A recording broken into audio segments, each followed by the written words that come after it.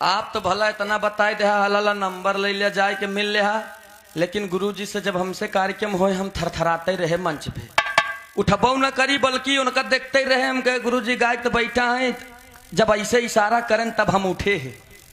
Video हुई इतनी समय यश के म्यूजिक वाले के पास, और जब वो ऐसे इशारा करें तब हम उठे।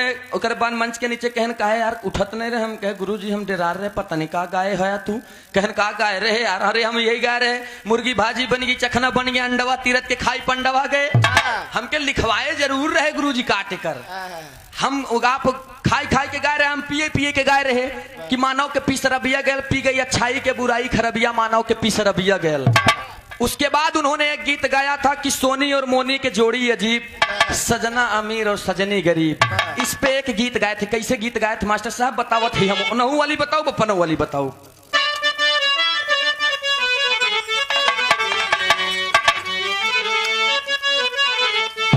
पिस्तुया सिरे से नजर रहा। जब से मैं बिरहा गा रहा हूँ। हाँ लमंडे, जब से लाल जी लहरी बिरहा गा रहा है, बस चड्ढी पहन कर टहलते रहे। हाँ ये गुरुजी का मैं, हमार तो हर बात अलग महाराज। ये गुरुजी का मैं कहा इश्क का बम बनाकर जाम पर फेंका करूं, अरे इश्क का बम बनाकर जाम पर फेंका करूं, और खींच लूं तस्वीर तेरी रात दिन। जिया फोटोग्राफर। कोई मरता है जागीर धन के लिए, अरे कोई मरता है जागीर धन के लिए, कोई मरता है बेश्या मिलन के लिए, अरे मरना ही है मरो वतन के लिए, लड़कियां भी दुपट्टा लुटा देंगी कफन के लिए। लहरी गुरुजी के रहन, लहरी गुरुजी गौबो करें का गाय रहन मास्टर साहब, पूरा एकदम ओरिजिनलिटी में लेके आया।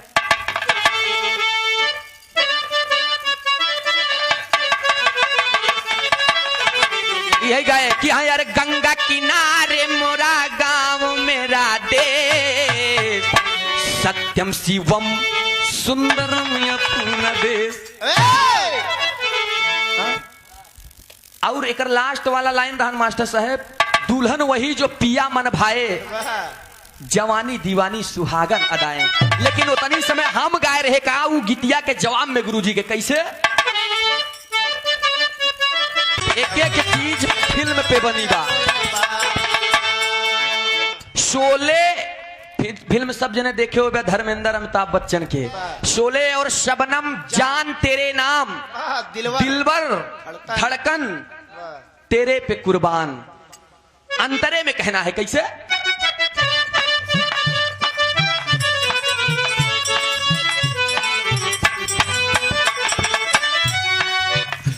और काटे सूरज और चंदा, चैलेंज करता ये कानून अंधा, चैलेंज करता ये कानून।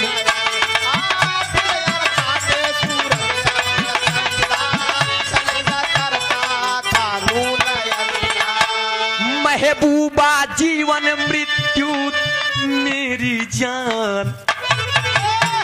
जीवन मृत्यु के फिल्म तब नहीं जानते रहे आदरणीय आप कवि जी हमारे सचिन यादव जी ने उसी फिल्म के गीत पर एक वंदना लिखा था कि बीड़ा वाली मैया तुझको आना होगा, स्वर संगीत सजाना होगा। तब हम जाने कि अरे महबूबा जीवन मृत्यु मेरी जान, दिल भर धड़कन तेरे पे कुर्बान।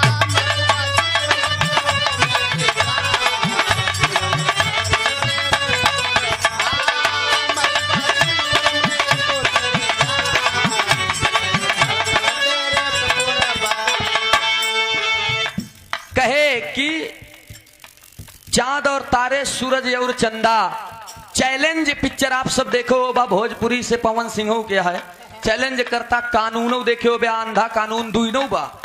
हाँ लेकिन दूसरे में कहना है का,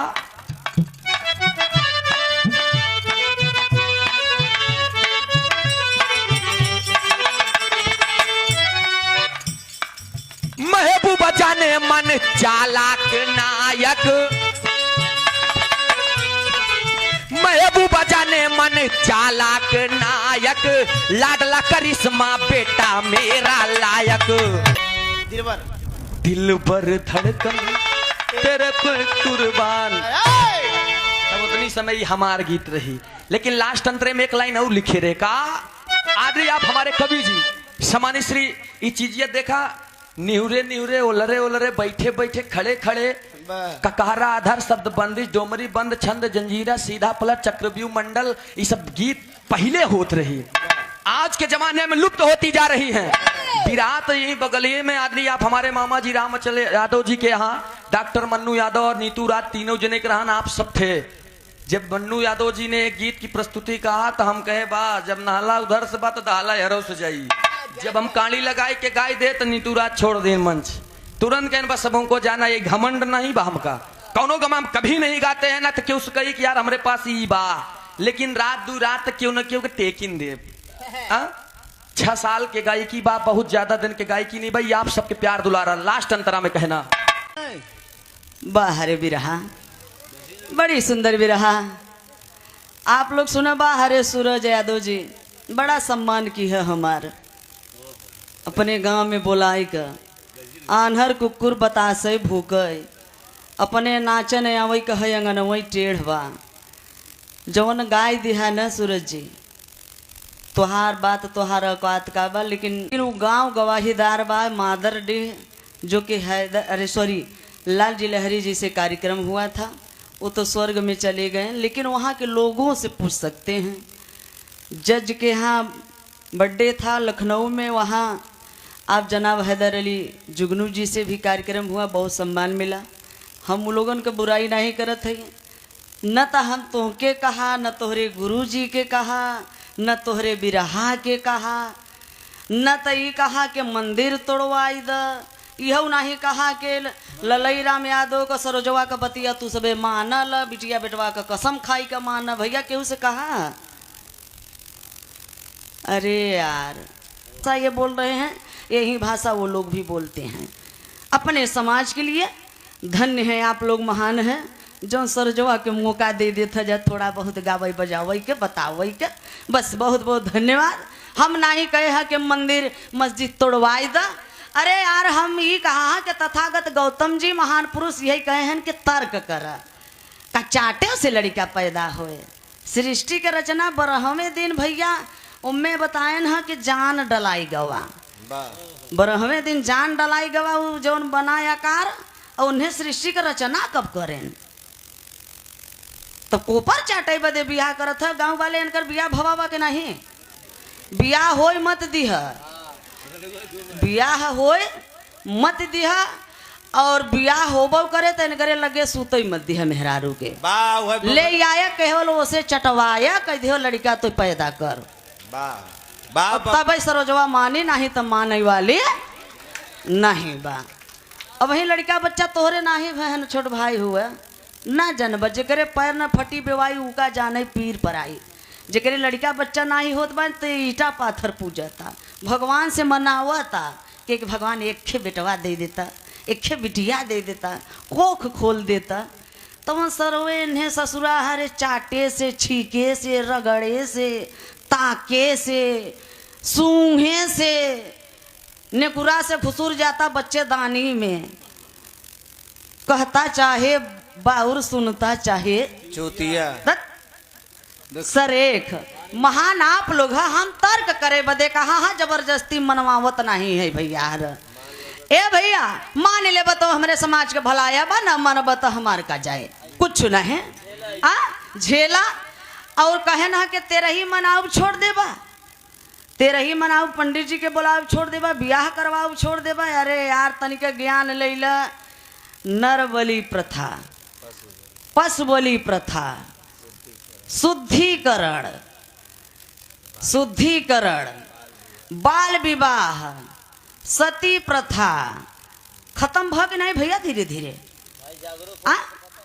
अब का सरोजवा गाय तू लोग अपन बिरहा जमावे के चक्कर में हमारे समाज के और गुमराह में डाल देते है, वैसे ही हमारे विचारन के समाज के गोबर और पत्थरा घुसूरी गवा है। पंडित जी कहते हैं कि पति पत्नी का वो रिश्ता है, ब्याहे का सुनिला, पति पत्नी का वो रिश्ता है कि जिस रास्ते से पति जाए उसी रास्ते से पत्नी को भी अनुसरण करना चाहिए। पति अगर लैट्रिन जाए तो कहते हैं पति देव भवा, यानी पति का स्थान सबसे ऊपर बा, इसलिए माई बहन से नूर कहाँ लगावत थी हेलिया लाट पे, इतना तो काम सही करत हैं, लेकिन जौने दिन भूखी प्यासी रही हमरे तोहरे घरे में बहन बिटिया, पंडित जी यही का करी के जानी कई दिन के सड़ा गंधान गोबर चाहे भेड़ुल ही पड़ा रहे। गौड़ी गणेश बनवाई के पंडित जी पहले ई सेनूर गोबरे पर टिकवई ही पथरा पे टिकवई ही वो काहे बदे जो फलनिया तोरे भतार के दिमाग में गोबर घुसुर जाए पथरा पड़ जाए। और आज हमारे समाज के गोबर और पथरा परी गवाबा जेकर ऑपरेशन किए बाबू ललई राम यादव, पेरियार रामा स्वामी, तथागत गौतम बुद्ध जी और बाबा साहब, ऐसे ऐसे महान डॉक्टर लोहिया हमारे समाज के उत्थान के लिए वो समाजवाद बनाए। साथियों, तो ऐसे ऐसे महान पुरुष ने ऑपरेशन किया, ऑपरेशन कर दिया समाज का। जौन बच्चा बसरो सरगम के भेजे हन बिना चीर फाड़ का ऑपरेशन करे बदे। हाँ, हम हर ऑपरेशन करत है, यहर एक गुमराह हमें डालत है। कीड़ा लग जाए छोड़ देते हाँ, और जेहन में ठूसत हैं कि 40-45 बरिस पहले से कुल जेहन में गोबर पथरा हमारे समाज के घुसा बा ले यहूं समय घुसेरी सब। राम 2 अक्षर से बताएं, राम। राम नाम का आज तक पृथ्वी पर कोई पैदा ही नहीं हुआ है। राम पहले बौद्ध विहार मंदिर जैसे हुआ करता था तो उस मंदिर को कहा जाता था राम, या तो फिर बौद्ध विहार कहा जाता था।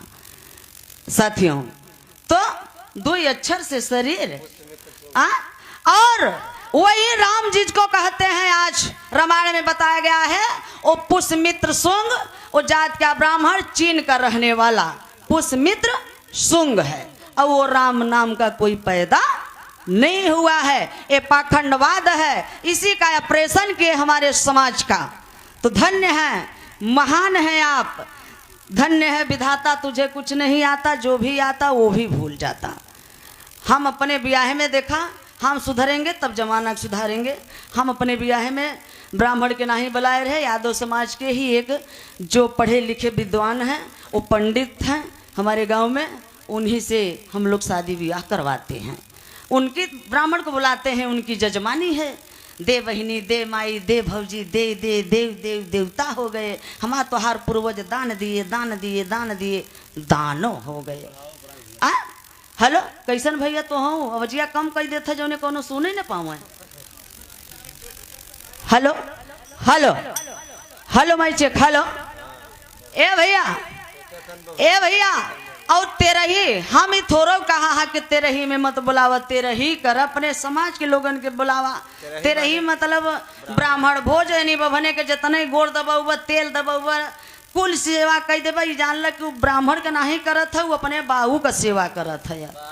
जियते तो कहियो पनियो नहीं दिया और स्वर्ग में चला गए तो गोड़ दबावत है पंडित जी का बाहू पानी पी ले ही।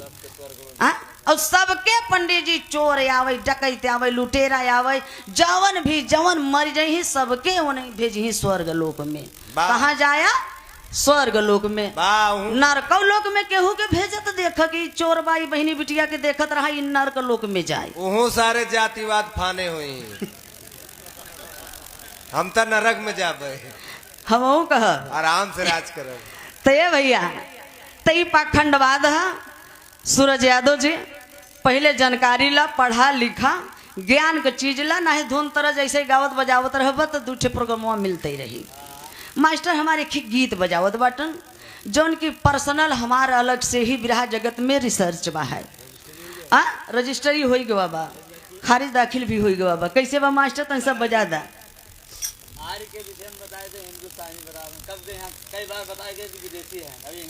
अच्छा हाँ, इन सुने नहीं आर्य के बारे में हम बताए हैं कि कक्षा 6 में पाठ 4 सरकारी किताब में लिखा गवा बा, आर्यों का भारत में आगमन।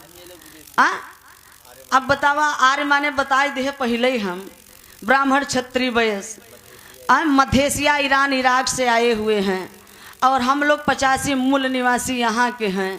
पहले तो है बताए दिया है। और आदिवासी कोई जात नहीं होता, व्याख्या कर लीजिए, संदर्भ कर लीजिए, उसके बारे में जानिए। आदिवासी, आदि माने बहुत पुराना, वासी माने रहने वाला। जब से ये पृथ्वी जल जंगल जमीन है तब से हम लोग यहाँ भारत के असली मूल निवासी हैं। तो हमारा शासन सत्ता, हमारा राजपाट होना चाहिए। तब कहे साइकिल पर वोट देता, साइकिल पर वोट दिह मत आज उसे जान ली रह जा। हाँ ये जान लेबे कि तू फर्जी काम करत है। अपने घरवे में कखे गद्दार हैं हो भैया तो कैसे राजपाट मिले।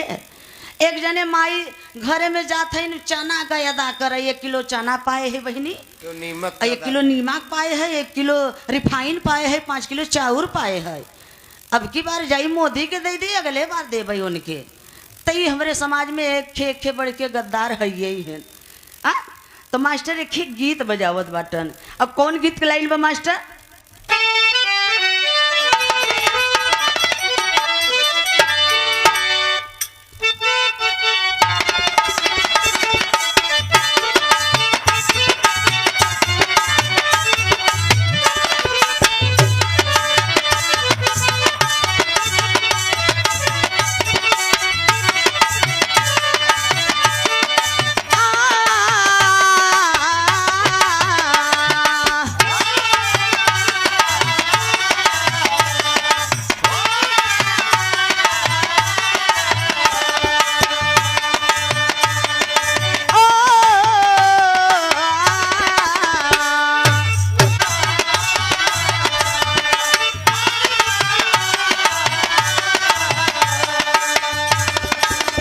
देखा है आप आदरणीय रतन यादव आप सुनौटी की धरती से जो इस सच्चाई पे दिए हैं कि सरोज जी इस सरो सरगम का बात नहीं है, हम पहले बता दिए हैं। ये महान पुरुष के लिखा हुआ चीज सरो सरगम बताए सर। ठीक ये 100 रुपया का पुरस्कार बा, सादर चरण स्पर्श बा, कोट को नमन बा। ए भैया अब जानिला कि जितना लोग ये लोग नीचे से इनकर कवि जितना लोग इनके ग्रुप में बायन उतना, चाहे वासुदेव यादव भैन, चाहे ललई राम यादव भैन, चाहे प्रिया रामा स्वामी भैन, चाहे सुप्रीम कोर्ट भ, चाहे हाई कोर्ट भ, सब फेल बा है, सब फेल बा, सब झूठा बा। जहाँ तहार कवि जौन पाए हैं वो लिखे हैं। और हमारे कवि की जहाँ तक सोच है, हमारे कवि कौन है? हमारे पति ही हमारे हस्बैंड हैं जो कि IAS की तैयारी कर रहे थे और पेपर भी देने गए इलाहाबाद। मर्जी मेरी है कि आज वो IAS नहीं है। कोनो लंजू पंजू झोरा छाप वालन के बस के बाहर बा भैया है। तो कभी भाव लिखे हैं तो बड़े बड़े महान पुरुषों से आप खोल लगा के पूछ लीजिए कि चिड़िया मिर्जापुर की सरो सरगम किसके नाम है और क्या चीज है वो, कहा नाम बा मास्टर?